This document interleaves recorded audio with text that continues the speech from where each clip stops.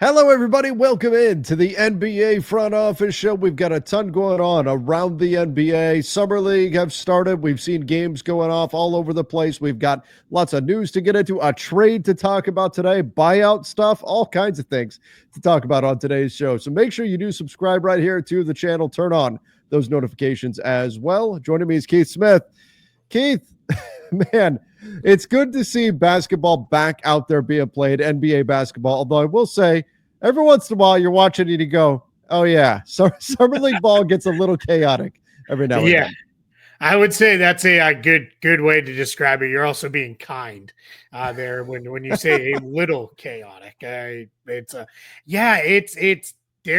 there's a point where it's like, okay, all right, let's do this. Like, let's get through it. I think the Spurs sat out a bunch of their main guys, and one of their people was like, "Yeah, you're a sicko if you're tuning in and watching this one." So here we were. I was watching it last night, but I'll be honest, I was watching it while updating cap sheets and doing other things because we've got deals going official left and right. Started yesterday at noontime. I did get a couple messages. People were like, "Hey, no front office Friday." It was 4th of July. That's right. We took the holiday off, so we'll make it up to you. We'll figure out a extra live show somewhere in the mix. Just be forewarned, the next couple of weeks might be a little bit messy because we're both going to be traveling to and from Las Vegas over the next couple of weeks for shows. But we'll get shows in. We'll figure them out. Where I know I'm packing up and traveling with my stuff to record if need be. I don't know how much yelling I'll be doing because I'll be in a hotel room and I'd like to stay in the hotel room. But yeah, guys, we'll figure all that stuff out. But it makes me feel good when people reach out because, one, it reminds me it's Friday, and two, it means people are looking for the show. So I do that does warm the heart a little bit. Absolutely. Always good to be missed, but yeah, it was a holiday, so we took the day, spent some time with families, did some fireworks, did stuff like that. But now here we are back in action and ready to roll. Let's go here. I guess first we should start with the trade. The Clippers, Heat, and Jazz have a trade, kind of an interesting trade. We have John Collins winding up with the Clippers, Norman Powell winding up with the Heat. We've got Kevin Love for now with the Utah Jazz, as well as Kyle Anderson. We'll talk about all the different sides of this. Where do you want to start with this one, Keith? Well, I think it's funny that for the entire duration of the show, it was like, will John Collins or Miles Turner ever get traded? John Collins has been traded twice, and Miles Turner left the Pacers as a free agent. So we're gonna have to figure out who the next guy is. I don't know who that'll be, but we'll get there. It's they got a lot of work to do to catch those guys for years of for sure trade rumors there. But yeah, this is one where the Jazz part of it is very easy. This is just clearing out a salary. They now get even more flexibility. They could potentially go cap space if they wanted to. With this, they get a second round pick. They take on a couple contracts. My guess is Kevin Love will probably get bought out. Kyle Anderson, they'll probably keep him around and see what comes up with him. But I like this trade for both the Heat and the Clippers. Clippers, want to start there? Let's go to the Clippers. Didn't really have anything at the 4. It was Nick Batum last year, Kawhi Leonard playing small ball 4, which I was reading some stuff from the various Clippers reporters. Apparently he did not love. So that was something they were determined to fix this season. Derek Jones Jr. can play the 4, but he's not really a 4. Now you have a real 4 in John Collins, who people missed it last year because the Jazz were bad, but John Collins actually played pretty well. Got his shot back, did his things as a rebounder, as a finisher around the rim, and all around had a pretty good season. So I think the Clippers, kind of here on the fly, have done a pretty good job of retooling their roster with getting Bogdanovich last year at the trade deadline, re-signing Batum this summer, signing Brook Lopez, and now trading for John Collins. Keith, I'm laughing not because of what is happening here, but before we started the show, right before we hit record, you were frustrated trying to figure out how the Milwaukee Bucks are doing what they're doing. You kept saying they have to be doing something with Micic in order to execute the deals. Well, we just got word they are indeed buying out Misic. Well, there it is. Yeah, it had to happen. It had to Like, happen. yeah, it just was. Yeah, there was no way it wasn't gonna be a thing. Like it would have had to have happened. So Right.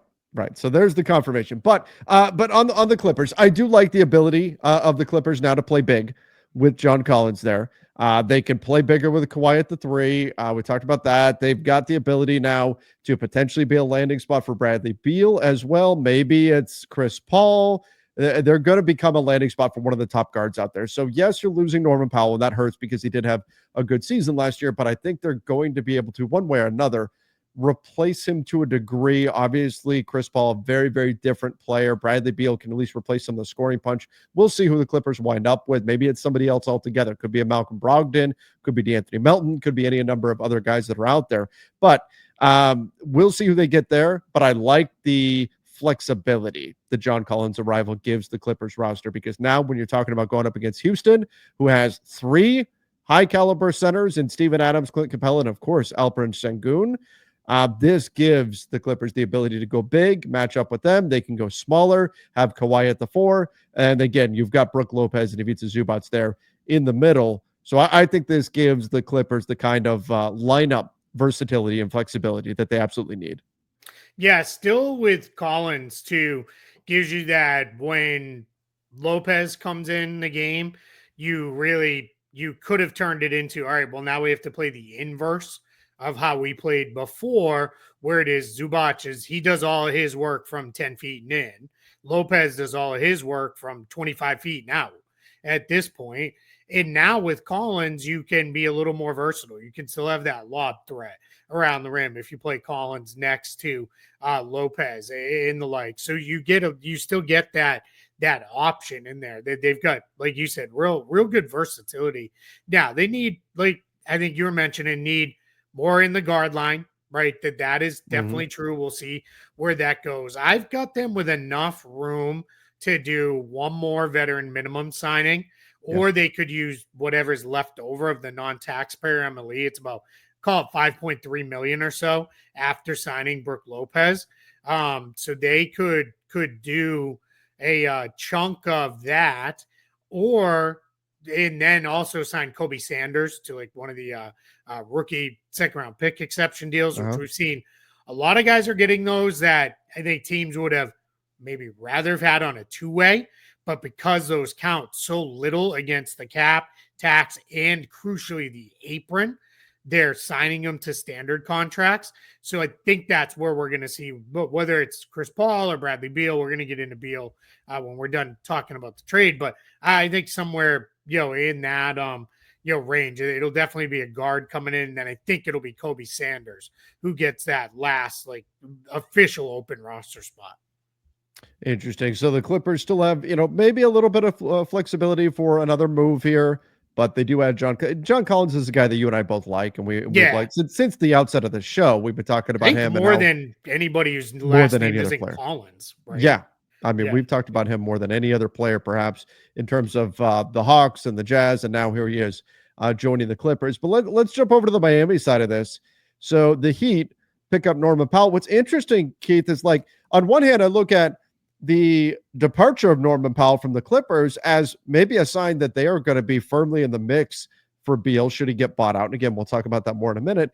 Similarly, the arrival of Powell in Miami might signal that they are out on the Bradley Beal. I mean, there is a bit of duplication there. Do you like Norman Powell landing with the Miami Heat? And do you think this was a smart move by them? Or should the Heat have just tried to take John Collins for themselves here?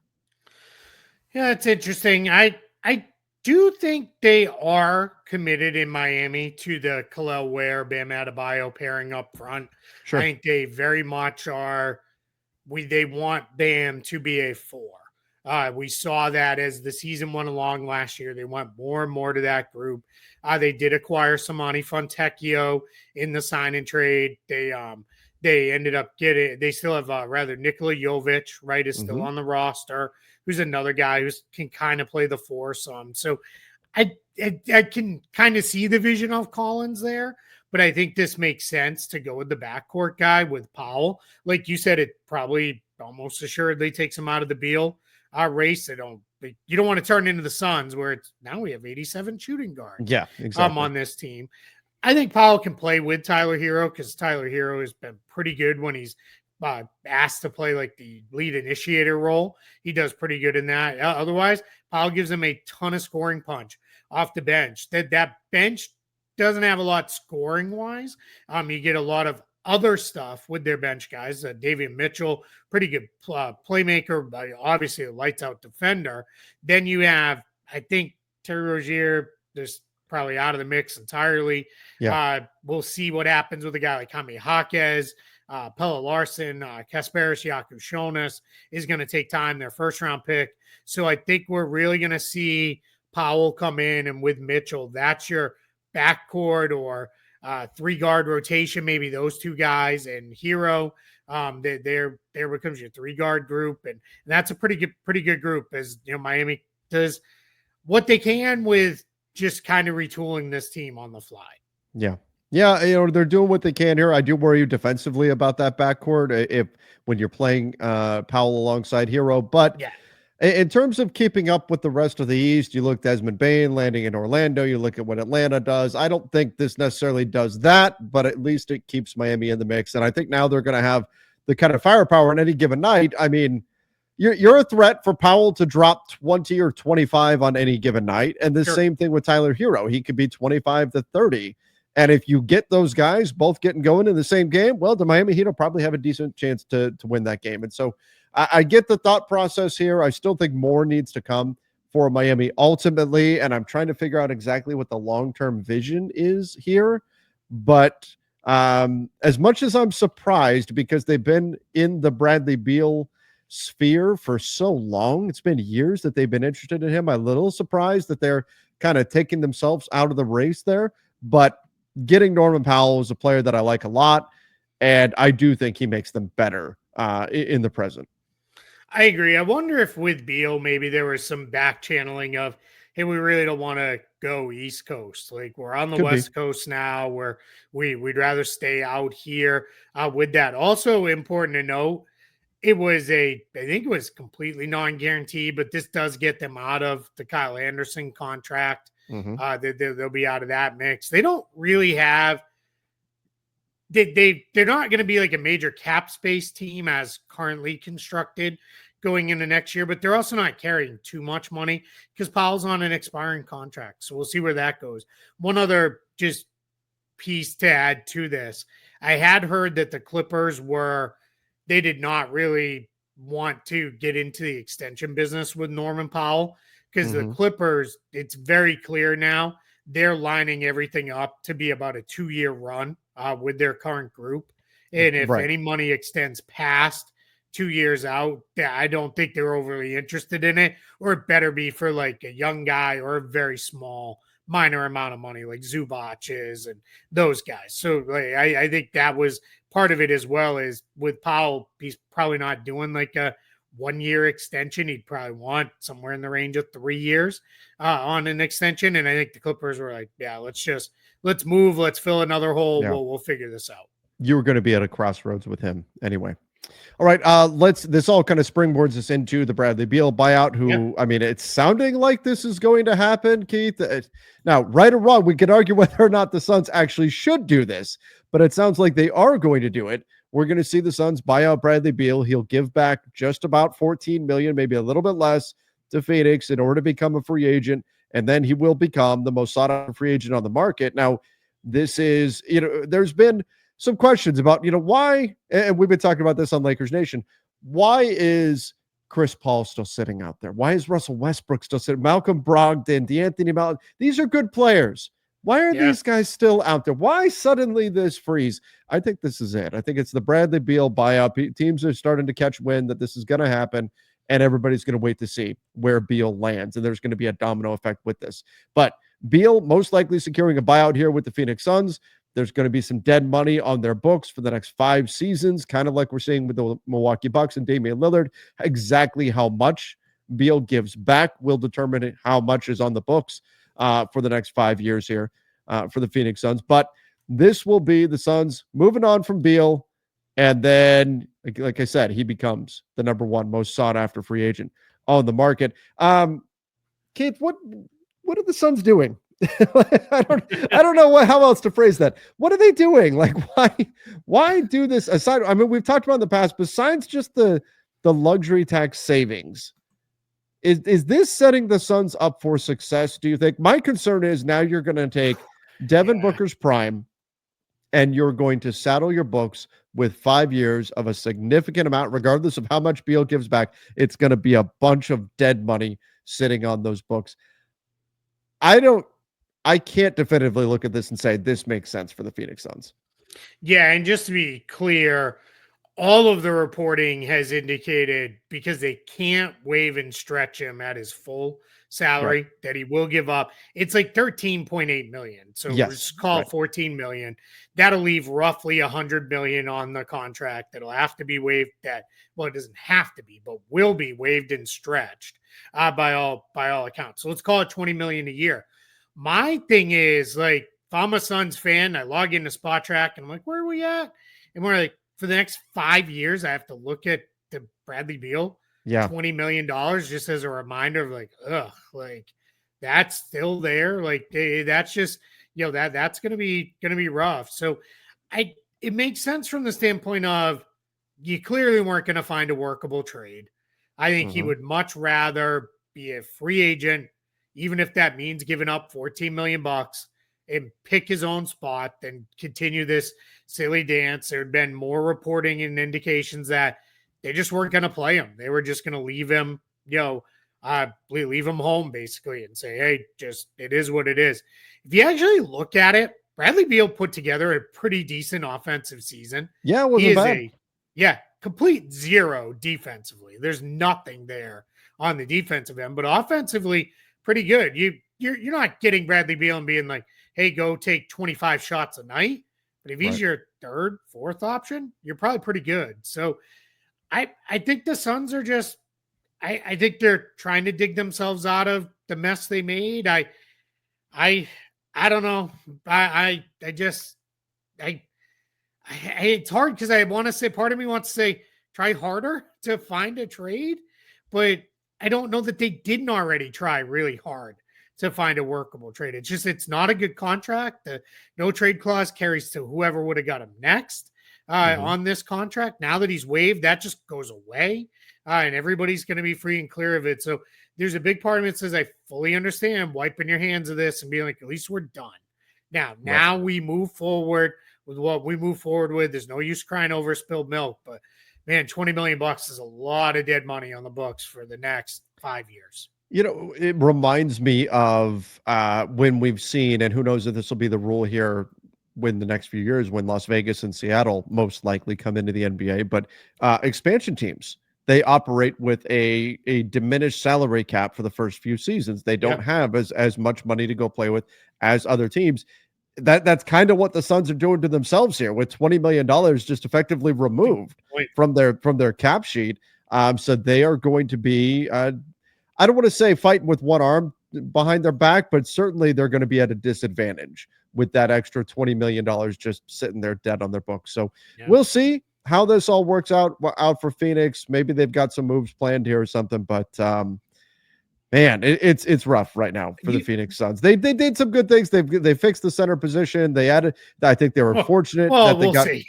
Well, I mean, they addressed the center situation. I should say, but getting Malajuwich in the draft when it didn't seem likely that he was going to be there at 10, there have been some good things here that have happened for the Phoenix Suns. Yeah. But overall, I don't know exactly where they're headed right now. I don't know what the plan is going to be, and maybe at some point, everything will be revealed, and we're going to go, oh, that's what they're doing. This makes sense.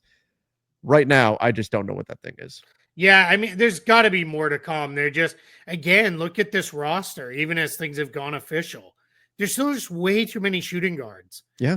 In that group there that are carrying too much money. Now, I think a guy like Grayson Allen, that's a small-ish enough contract at nearly 17 million that some team might be like, man, we really need a killer shooter off the bench. Let's go. Let's go with Grayson Allen, and we'll see. Royce O'Neal might still have value on his deal to a team that's like, we just need another forward who can play some defense, hit the occasional 3-pointer. So I think there's going to be more to come. I will say this to just kind of close the Beal conversation. It also is, you don't even get the Bucks fans like, man, we got to look at $22.5 million dead money for Damian Lillard. But at least we got Miles Turner. At least we got something out of doing that transaction. For Suns fans, it's like, well, we're done with it. And I don't know if you listened to Bobby Marks joined Ryan Russillo's podcast, and he said something that I said versions of before too, and not acting. It was original thought by me. Dead money is just that, though. It's dead money. You can't do anything with it. Yeah, it's stuck. It just sits there dead on your books, and you can't trade it. You can't move it. You can't. It's just, it is what it is, and that's tough, man. Like that hits you in a spot where it's like, yeah, you can always trade a bad contract. We see bad contracts get traded all the time, and it's just once it turns to dead money. But I'm going to give the Suns the benefit of the doubt. Say they did everything they could to try to find a workable trade, couldn't, and now they're basically saying, all right, time to move on and get off to whatever's next. All right, let's move over to the Houston Rockets. I thought did a really nice bit of work here on the Dorian Finney-Smith contract. The terms of the deal, a 2-year deal, I'm sorry, a 4-year deal. The first 2 years guaranteed, third year non-guaranteed, fourth year non-guaranteed, and a player option on that deal. And I think this was just, brilliant work by the Houston Rockets to get this deal done. And you do have him coming off of an ankle surgery, but still the downside to this deal, to getting Dorian Finney-Smith for the Rockets, was the long term, because he's 32 years old. It was the long term portion of this that, hey, maybe in year 3 or year 4, he won't be quite as effective as he's been. Well, now you're not worried about that. You can completely get out of that deal because it's non-guaranteed money. So the Rockets, not only did they get a really good defensive player, but they completely mitigated any kind of age-related decline here as being a threat to them. So this is, and we're starting to see teams, I think, win the margins a little bit more on contracts and stuff like this. I think that's partially the effect of the new CBA. Teams aren't quite as willing to just hand out max-level contracts left and right. We're not seeing that. But I thought this was a very, very smart way to structure this deal for the Houston Rockets. Yeah, and let's put a pin in that last part because we're going to talk a lot about that to wrap the show. Just some contractual stuff, but yeah, really good deal. I'll pause here for anybody watching on YouTube or anybody who looks at the Spot Track pages. The purple means it's still an estimate. It means that we have not tracked down the full details on what that is. When you see it come out of purple, that means we now know what I've confirmed. I know what the details are, and we're able to update it on the site. That's why you see, for example, Clint Capella, we have his contract is fully confirmed down there at the bottom. A guy like Finney-Smith, it's been well reported. And I'm not doubting the reporting at all. I'm just being clear that that's why we leave those in those purple until we know. And then a couple people asked me on social media, how does it work when you have a player option on top of a non-guarantee?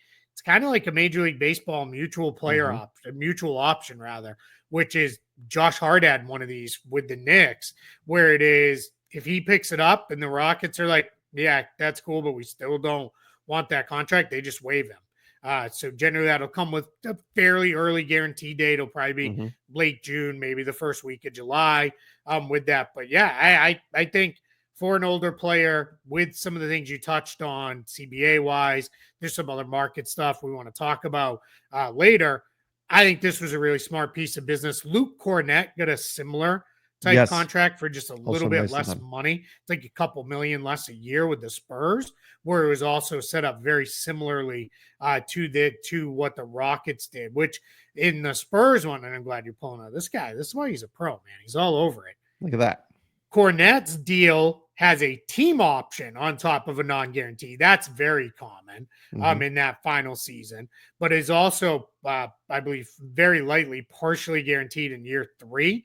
But what's important there is look at the guy 3 slots up.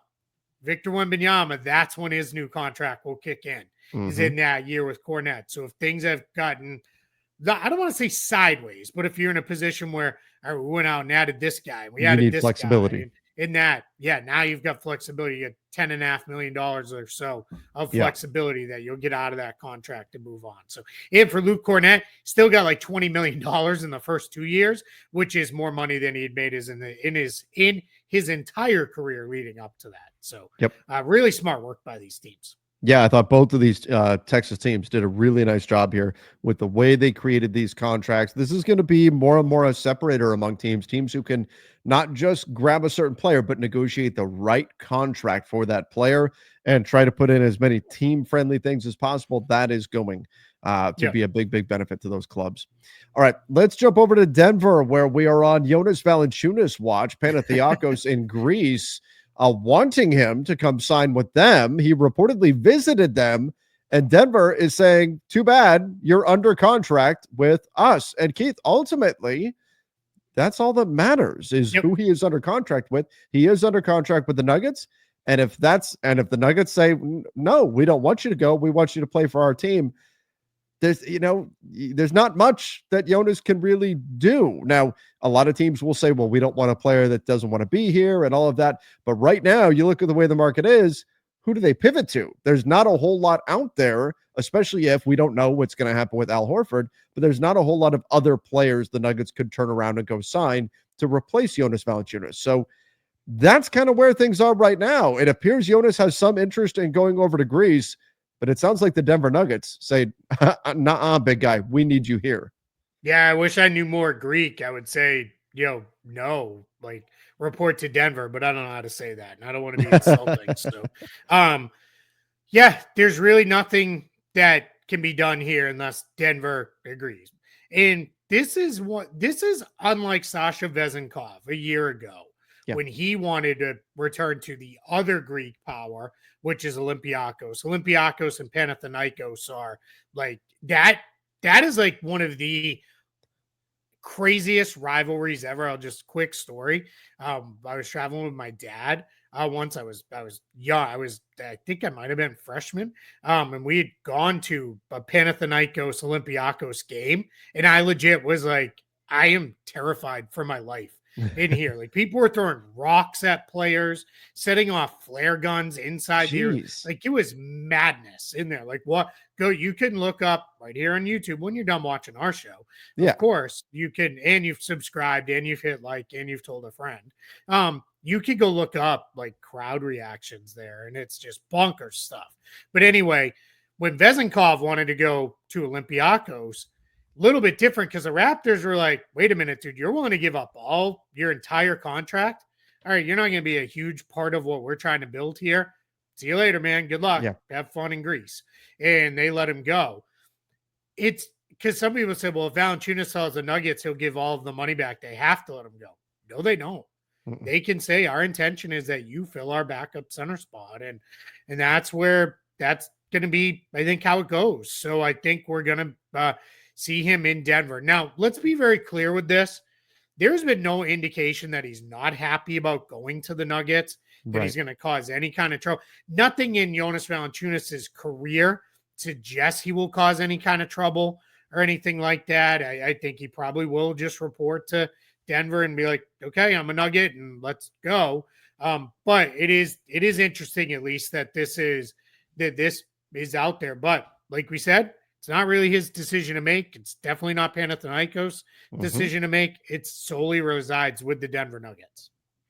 That's right. That's right. And I do think that Jonas is a phenomenal backup for Jokic, and that's a great fit for them. Denver's had a wonderful summer, and they've put themselves in really nice shape there in the Western Conference. All right, let's jump over to a trade that happened over the weekend. Cam Whitmore to the Washington Wizards. Keith, I thought this was terrific value for the Wizards. 2 second-round picks going to the Houston Rockets. From the Houston side, though, the reporting suggested that the value for Houston in this deal was not just moving his salary off their books, or not just, hey, we got a couple of second-round picks, which for a guy they drafted at 20, and most people saw that as a steal that they got him at 20. This was also about doing right by Cam Whitmore and saying, look, we recognize that we don't have a lot of opportunities for you here. This this roster with Houston is very stocked full of talent, and saying, hey, we're going to send you to a team, not just any team that'll give us something for you. We want to send you to a team that will allow you to really play, show your stuff, show what you can do. And next summer, when you're extension eligible, that's going to pay off for you in a big, big way. So I think that this is more than just the Rockets trying to get rid of Cam Whitmore or something like that. I like that this is also the Rockets doing right by Cam Whitmore in this deal. Completely agree. I think in Houston, you could have held him and said, nope, we're going to keep you. You're good depth. We've got these older forwards coming in, and Kevin Durant and Dorian Finney-Smith. And if there's any kind of injuries, we want to have you in the fold. Tari Eason also has missed time. Mm-hmm. Fortunately, it sounds like we're past that, with him. But they could have just basically said, we're going to hold on. Now, to be fair, it did create some very necessary room they needed underneath the first apron and all that other stuff. But yeah, this is how, when you have a young player who's completely blocked, there was no path to playing time for Cam Whitmore. This is how you create goodwill with an agent, with other players. It's all right. They're going to take care of our guys here. So, so you say send them off here. I mean, this Washington team, this is to me one of the funnier like cap sheets right now, because it's all these veteran dudes at the top, and then a whole bunch of guys who are going into year 3 or less on the roster. I don't even know what this is going to become, but kudos to the Wizards, because this is exactly the blueprint the Oklahoma City Thunder followed. Get veterans in, let them do a little bit, move them out, get a pick for them coming in, get a pick or two for them going out. Then just load up with kids. And you know what? We'll figure it out. We'll sort through it. I don't know. Maybe Trey Johnson becomes that guy. Maybe it's Alex Sarr. I don't know that they've hit on the number one. This is our franchise guy going forward. But I don't know that they haven't yet. But I love this, man. I'm so happy. It sounds so weird to put it this way, because they are going to be awful. They're one of the worst teams in the league. Yep. But I am so happy for Wizards fans, because I know more Wizards fans now that are like, we have direction. We're going to stink, but we have all these kids, the vets who we had, including last year, Jordan Poole. They loved him in Washington. The vets we've had have been really good for our guys, and we just kind of sort through it. So I think they're well on their way to building whatever the next good Wizards team is. Oh, I like where the Wizards are at better for the future, better than where the Suns are at. I like where the Wizards are at better than where like the Bulls are at, who just continue to shoot for 10th in the East and say, hey, maybe we get to the second round of the play-in and we'll take an extra game of revenue there. I think they're potentially building a brighter future. And you're right. The biggest hurdle is finding that 1A guy. And they may or may not have that right now, and we'll see what it takes to get there. That's the most difficult thing to do right now, though. They're stockpiling young talent, and who knows? There could be teams that come calling for CJ McCollum, for Chris Middleton, for Marcus Smart, for somebody like that between now and the trade deadline. That could certainly happen. So I think the Wizards are in a good spot, and adding Cam Whitmore, great. Tons of potential, tons of upside. He'll get an opportunity to shine there, and if you're the Wizards, you get a look at a young player that really hasn't gotten an opportunity to break out maybe the way that he can, and see if you've got something. So makes a lot of sense for both sides in this deal. Couple things with the Wizards just before we move off them. They do have some stuff to do here. They've got way too many guys under contract now. Yes. But those are things that will sort themselves out here as we move through the remainder of the offseason. They're probably going to have to get rid of at least one of the younger guys, but a couple of those younger guys, I think they can move on without too much worry. All right, let's go over to the other fairly minor deal, but Jock Landale wound up going to the Memphis Grizzlies. The Grizzlies said, well, you know what? We don't really need Jay Huff. And the Grizzlies said, hey, Pacers, you guys want him? And the Pacers said, well, we just lost a big that can shoot threes and block shots. Let's get another big that can shoot threes and block shots. And so that's exactly what Jay Huff is going to be for the Pacers. Obviously, he's not anywhere near the level of player that Miles Turner is, but at least in terms of fitting in with their scheme, he's a pretty easy just plug and play because he does have that same skill set. Yeah, without a doubt. And this is how you rebuild your center position. They were not going to find an adequate Miles Turner replacement on the free agent market, but getting Jay Huff, really good value contract for the next couple of years. And then look right below him, James Wiseman. They're running it back. Yes. Welcome They back. were very excited about James Wiseman last year. He had a great training camp. Actually looked good in the very brief amount of time he played in the regular season game. Looked good throughout preseason. Then a torn Achilles, but now they've got him back. They do still have Isaiah Jackson's restricted free agent rights, so the Pacers are going to cobble it together up front. They did keep Tony Bradley as well, so we'll kind of see. We got to fix Tony Bradley now that I look there. He shouldn't show as a UFA. He should be on a contract. There, we'll fix that. But they're in a spot where let's kind of see where we go with the Pacers kind of moving forward here. So, but getting Jay Huff for nothing essentially, I think is great for Indiana. Jay Huff can actually play.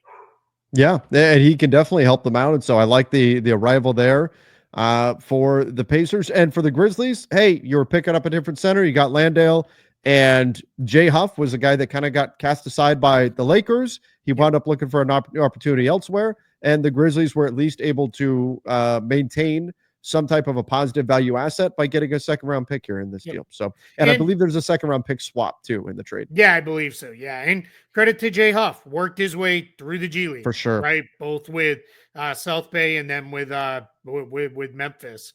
Worked his way through there and got himself into a full thing. Dude, we were like this close to getting through the show without you throwing a Lakers reference in there. I was like, we're gonna do it. We're gonna get through a whole show. Well, if anything, at least Keith, it was a negative shot at the Lakers because they just kind of let Jay, and Scottie Pippen Jr. has turned around his career with the Grizzlies as well after the Lakers kind of cast him aside too. But that was more a shot at the Lakers and their inability to roll valuable players forward and turn them into assets, and instead letting them just kind of disappear. So if anything, at least it was a negative take on the Lakers right there. Two thoughts. So then Jake LaRavia is the opposite, right, of the Grizzlies owing the exactly the Lakers one. Okay, all right, I see the vision. Here's the other thing. I just want to touch on this very briefly because I know a lot of Laker fans watch this show, and I've been getting asked this. I'm sure you've been getting asked this. Splitting the biannual exception is not a thing you do. It is not worth enough money to split it. Guys would just sign veteran minimum contracts. Exactly. At that point, and the team would rather have that happen because then you get the discount from whatever their actual salary, 3.5 million down to 2.3 million. You get that coverage by the league, and that puts them on the books. So you don't split the biannual. That's not something you would do. The Lakers, they're going to find a path to using the biannual. They'll just use the biannual exception on one player. You don't use it. Kind of think they'll probably just let it ride for now, unless something really jumps out at them that's worthy of using it. But don't say that. So what's that? Don't say that. Lakers fans are adamant they cannot stand pat with what they have right now, and they have to do something before the season starts. I tend to think it's not their MO to do that, though. Yeah, and I don't know. Once you start spending money just to spend it, those don't usually turn out very well. That usually gets pretty sour. So well, I think if you were using the biannual though, and let's say you get Brad Beal, or let's say you get Anthony Melton or somebody like that, okay, they're good. There's a few guys out there. Sure. Yeah, those are value signings, and we'll see. Maybe that is the direction they go with that. But I wanted to touch on that because that was kind of floating around out there. A little interesting, just contract note. Jake LaRavia, $6 million flat each season, 8.1 million and change for DeAndre Ayton flat over the next 2 seasons. LaRavia did not get did not have an option. He's guaranteed the 2 years. Ayton has a player option on his second season. Yep. Yes, indeed. Player option the second season. The Lakers love handing out player options. It's like their favorite thing. So Ayton does have that player option on the second year. All right, Keith, let's talk about the market in general. Definitely slowing down right now. But again, some of that I do think is the freeze due to The Bradley Beal situation that has sort of slowed things down a bit, but we have seen a few trades come through as well. A lot of the bigger deals, though, happened more around the NBA draft. But Yeah. I have a feeling we're not quite done yet. I think there's still some more. Obviously, we know Chris Paul is going to land somewhere, Brogdon's going to land somewhere, Westbrook will land somewhere. Like those things are still going to happen, and it may take Bradley Beal landing somewhere in order to unlock those moves. But I still think there's enough teams that are looking to make some changes here that we may see a few more fireworks here past 4th of July. Yeah, I don't think anybody expected the 3-teamer we started the Yeah. show with, right? That kind of came out of nowhere this morning. That hadn't even been really like bubbling about. Like we hadn't even heard rumor of that unless I completely missed it, which is possible. I've been head down working quite a bit, but yeah, I think there's still work to be done out there for a handful of teams, and we're starting to see most of the reported stuff is now going official and getting finalized, but there's still a handful of things still kind of floating out there. Like, for example, Boston, we did a Lakers topic, so let me do a quick little Only Celtics fair. thing. They're still trying to fit, they're back over the second apron now after signing Luka Are Garza they? and Josh Minot. Yeah, just barely. Oh. Like it's by a smidgen. So they'll get out of it, before it matters, which this is a good point to pause here. Whether it's the tax, the apron, tax, first apron, second apron, none of that matters until the trade deadline. That is your last real opportunity to get underneath the apron. All that other stuff is like you can be over the second apron. You've got all the restrictions on you that you would have had.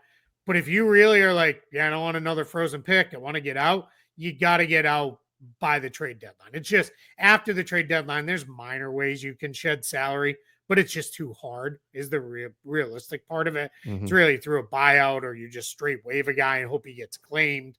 So they'll get out of the second apron by the time we land in the trade deadline, but they're still looking right now.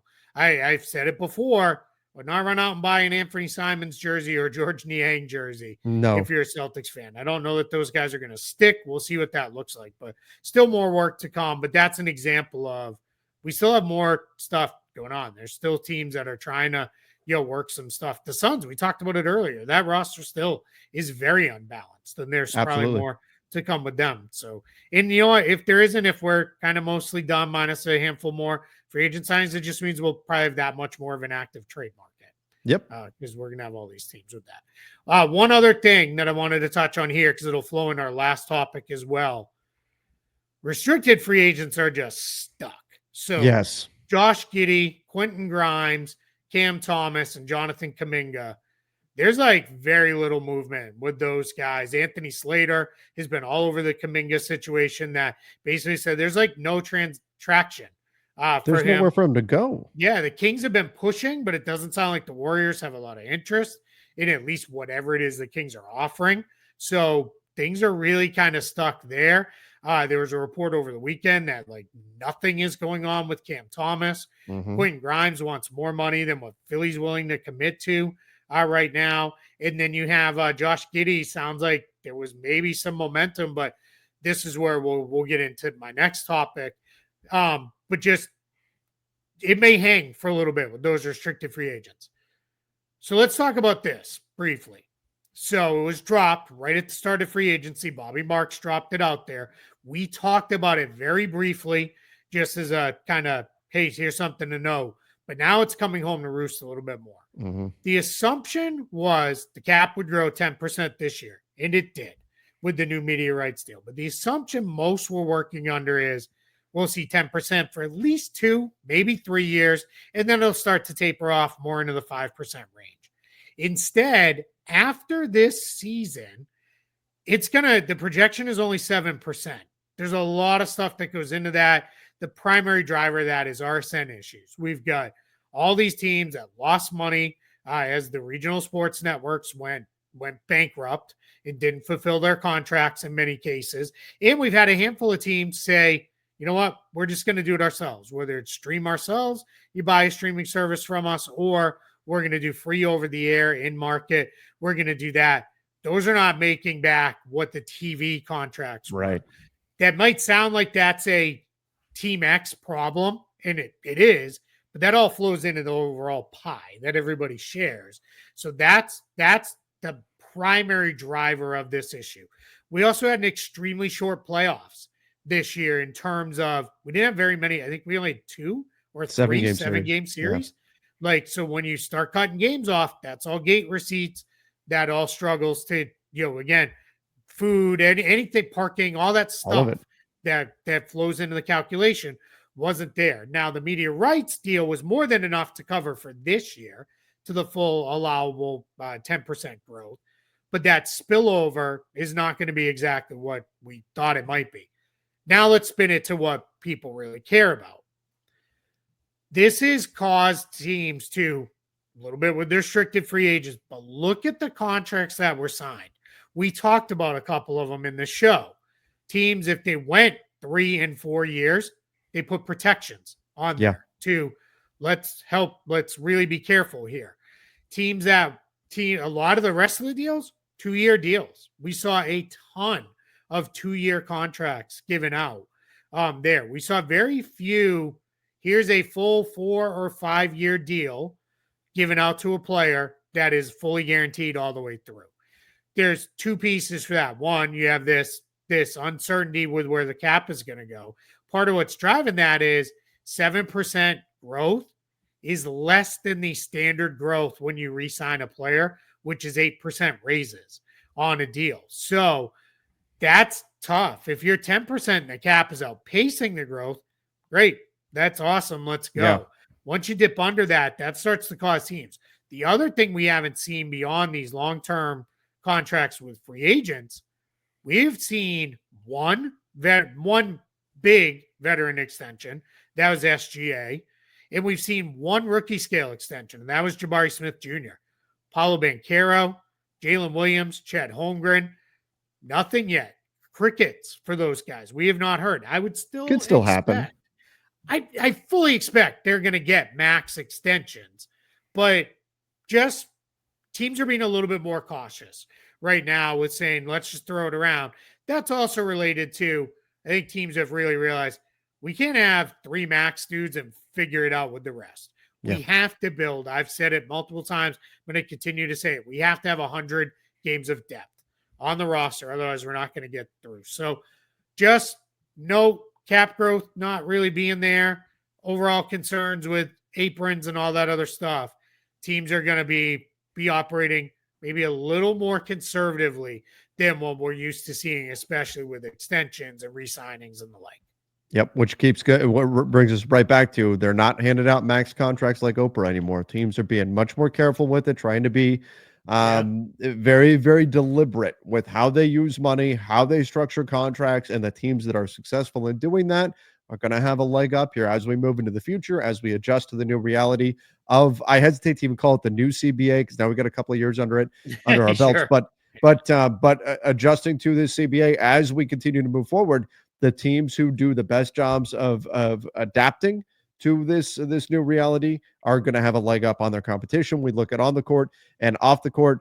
Again, the GMs that are successfully able to negotiate deals that have flexibility into the future, those are the ones that are going to be able to take advantage of some of the other teams that wind up with deals that are stuck on their books and are having trouble. And next thing you know, they're having to pay to get off a contract and things like that. So all of this stuff is very important. All of it, we may look at it as just as dollars and cents. It's off the court. It's, millionaires and billionaires and all that stuff, but it will have an impact on the floor for these teams as well as they try to build out the rosters, as they try to put the pieces together. How they structure their contracts is going to matter a lot, especially with that only 7% projected jump instead of the 10%. So, Keith, I think that's a pretty good place for us to call it a day here or a show. Let me give you one thing, might help. What I've started saying instead of new CBA, because I'm with you, where this is the third year, right? So it's not new anymore. Maybe I did too much Taylor Swift with my daughter, but I say the NBA is now in their apron era. The apron They're living era. in their era. Yeah. So I like it. Yeah. I like it. And that's era. I tend to add, that's the Boston comes out of me. We add ours where they don't belong. So but not error. Maybe the apron. It may be an error, but we don't know. Era. Yeah. We don't So know. just the That hardwood is is gonna be okay. insane. That may be a much bigger conversation for say Sure. August, whether or not the current CBA is a mistake. Is it pro con all of that? But that's a much bigger. We could spend a whole Yeah, show I'm gonna talking about tell that. you right now, just book it for some point in August. We're Yep. gonna do a whole show on tweaks we'd like to make Yes. to the CBA. We'll do a whole episode on that because that's a fun August topic when we, we're watching Eurobasket at 3:30 in the morning because that's all that's on for hoops wise on this side of it. So, but yeah, it's good, man. We got summer league going. Guys, again, I said it early in the show, it's going to be a weird recording schedule the rest of this week, next week, and then I've got a vacation the week after. But we will get you guys shows. We will get together when and where we can, and we'll Yep. figure all that out. But that's the best reason why. Subscribe, turn on your notifications. That'll let you know when a new episode is up. That'll let you know when we go live with stuff. That's the best way to know. And we're really close to 40K. Come on, let's push go. us over the top. And we will be in Vegas at the same time for a limited window.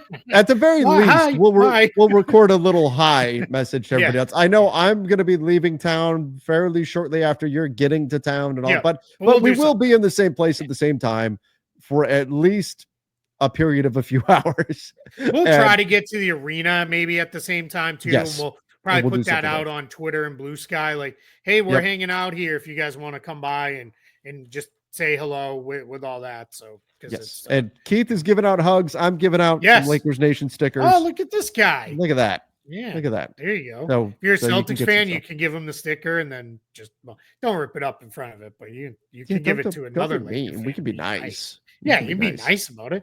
Take it and give it to somebody else who likes the Sure. Lakers. And Exactly. there's only like 9 trillion Laker fans in the world. I'm sure That's all. at least a couple million of them. So yeah, no, really looking forward to it. It's gonna be great. Mhm. I mean, it's just summer league's a blast. We've said it before. If you ever get the chance, go because it is so much fun out there. But yeah. So just hang on with us if we're a little bit off on recording schedule throughout the course of the week, but we'll get there.